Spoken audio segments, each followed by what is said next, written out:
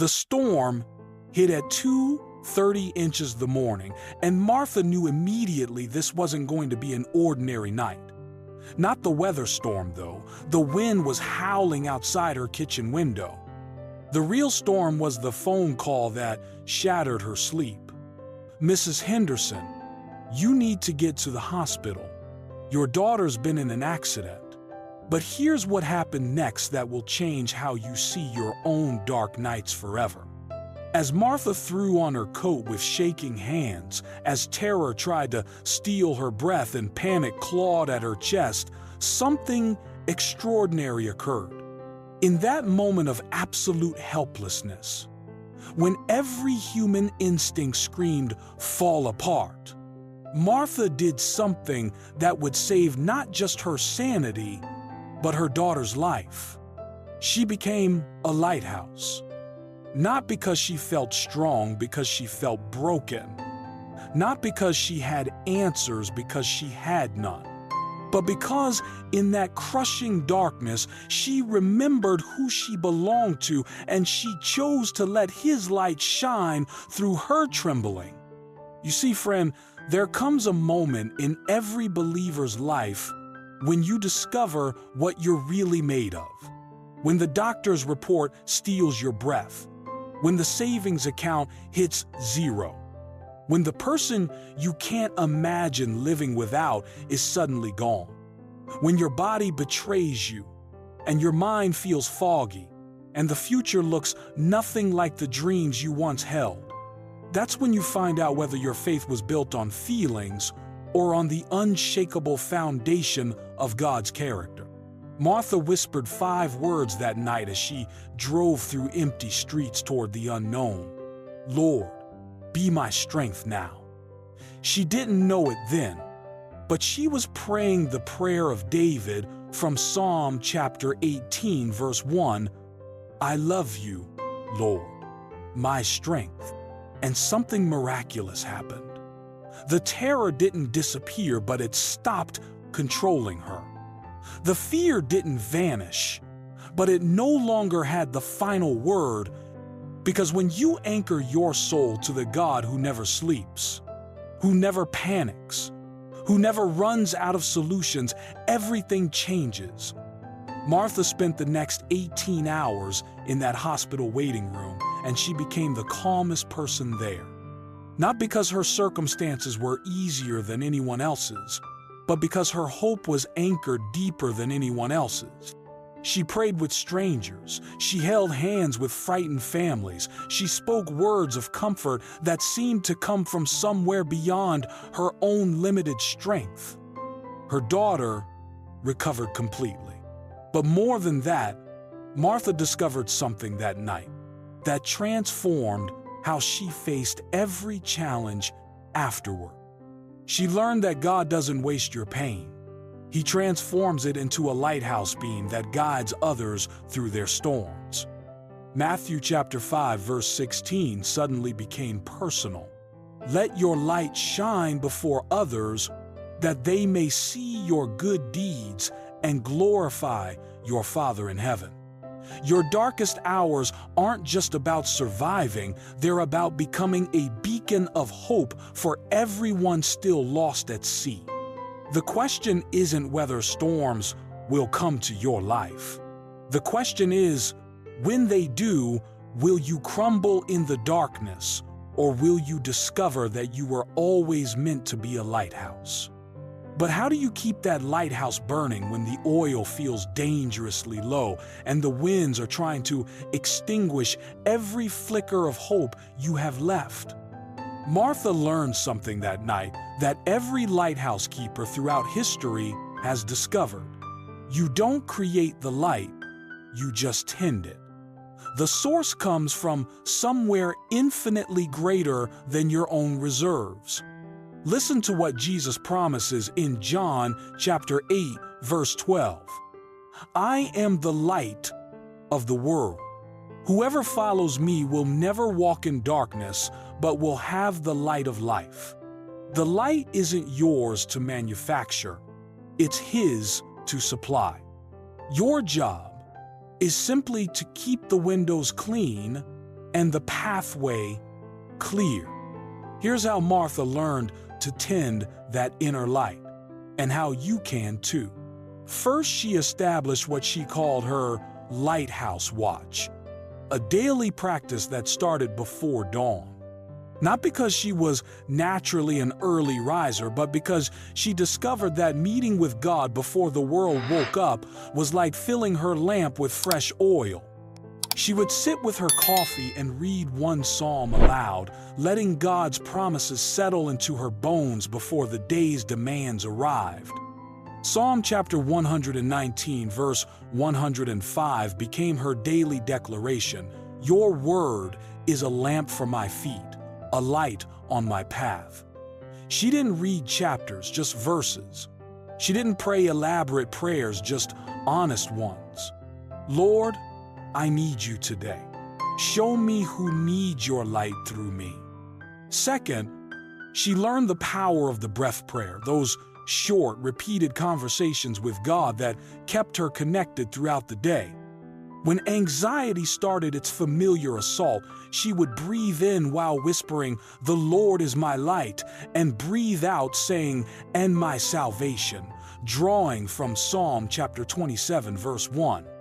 In the grocery store, waiting in traffic, sitting in the doctor's office, these became her sacred moments of reconnection. Not lengthy intercessions, but simple reminders that she wasn't facing anything alone. But here's what transformed everything. Martha discovered that lighthouse keepers were never meant to work in isolation. She began reaching out to other believers, not just when she needed prayer, but when she sensed they needed encouragement. A simple text message, "Praying for you today." A brief phone call, "I was thinking about you."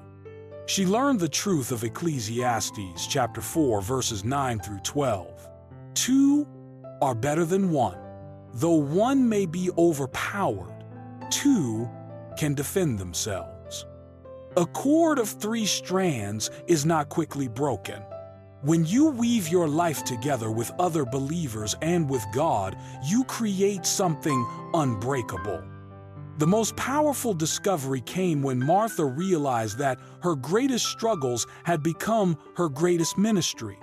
The sleepless nights taught her how to pray with insomniacs. The financial pressures helped her understand the shame of unpaid bills. The health scares gave her credibility with others facing medical fears. 2 Corinthians chapter 1, verses 3 and 4 became her life verse. The Father of compassion and the God of all comfort, who comforts us in all our troubles, so that we can comfort those in any trouble with the comfort we ourselves receive from God. Your wounds weren't meant to define you. They were meant to refine you into exactly the lighthouse your corner of the world desperately needs. 3 years later, Martha's phone rang again at 2 a.m. But this time, she wasn't receiving the call, she was making it. "Sarah, honey, it's Martha. I know it's late, but the Lord woke me up to pray for you. What's happening?" Through tears, Sarah shared that she'd just gotten the cancer diagnosis she'd been dreading.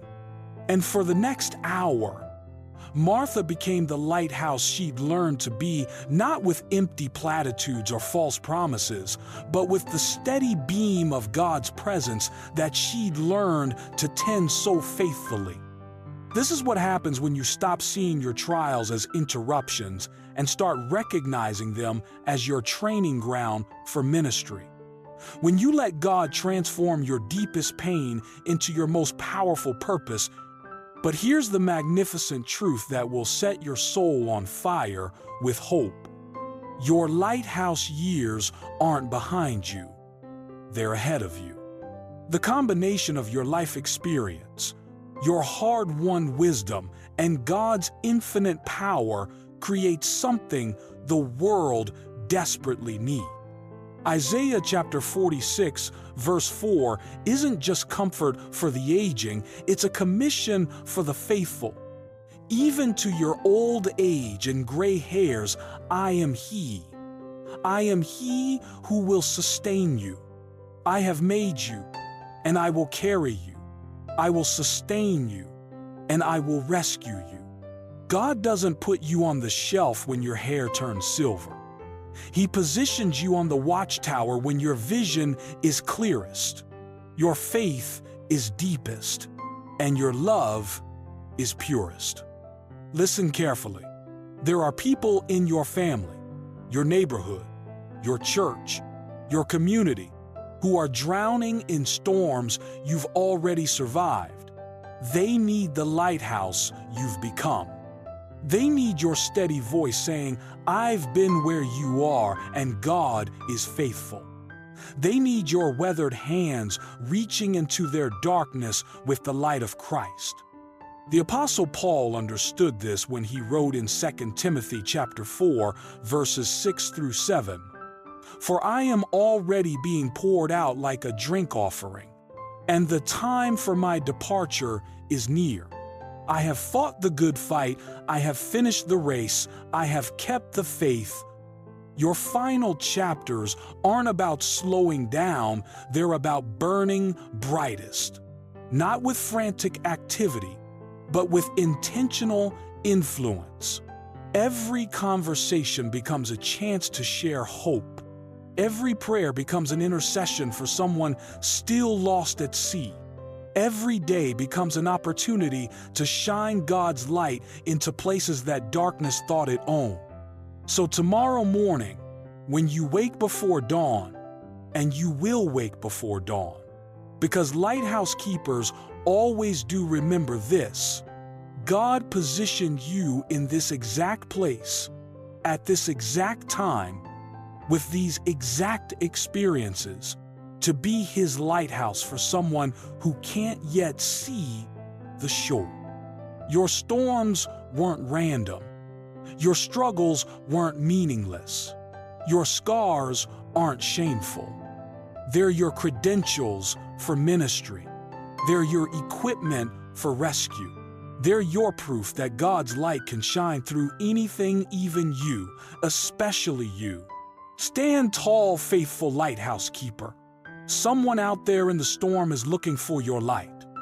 And when they see it, when they follow it safely home, you'll understand why every dark night was worth it. The light shines in the darkness, and the darkness cannot overcome it. That's John chapter 1, verse 5. That's your story. That's your calling. That's your legacy. Shine on.